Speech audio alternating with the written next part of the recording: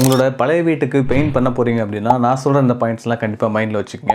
First என்ன பர்பஸ்க்காக நம்ம வீட்டில் ரீபெயிண்ட் பண்ணலாம் அப்படின்னு சொல்லிட்டு பார்த்தீங்கன்னா, ரெண்டல் பர்பஸ்க்காக பண்ணலாம். அப்படி இல்லைனா பெரிய ஃபங்க்ஷன் நடக்குது அதுக்காக பண்ணலாம். அப்படி இல்லைனா வந்து எங்கள் வீடு பழைய வீடு ஆயிடுச்சு, லுக்லாம் பயங்கரமாக தேஞ்சிச்சு, பெயிண்ட்லாம் பீல் அவுட் ஆயிடுச்சு அப்படின்னா பண்ணலாம்.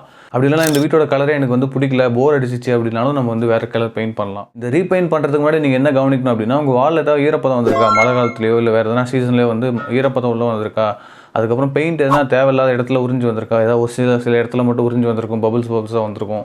அந்த மாதிரி இடத்துலாம் வந்து நோட் பண்ணிவிட்டு அது எதனால் வருதுன்னு சொல்லிட்டு அதை ஐடென்டிஃபை பண்ணிவிட்டு அதை சரி பண்ணிவிட்டு அதுக்கப்புறம் இப்போ ரீபெயிண்ட் பண்ணுங்கள். ஸ்க்ரப் பண்ணும்போது ஃபுல்லாக வந்து ஸ்க்ரப் பண்ணிவிட்டு எங்கேயாவது கிராக் இருக்கான்னு பாருங்கள்.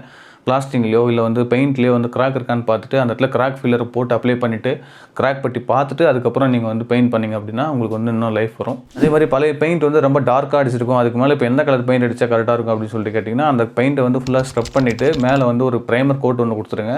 அதுக்கு மேலே வந்து 2 கோட் பெயிண்ட் பண்ணிங்க அப்படின்னா உங்களுக்கு பழைய கலர் ஃபுல்லாக மறைஞ்சிரும். உங்களோட பழைய சுவரில் பட்டி பார்க்காம பெயிண்ட் அடிச்சிருக்காங்க அப்படின்னா, நீங்கள் இப்போ பார்க்குற வாலில் பட்டி பார்த்துட்டு பெயிண்ட் அடிக்கிறது நல்ல அப்கிரேடாக இருக்கும்.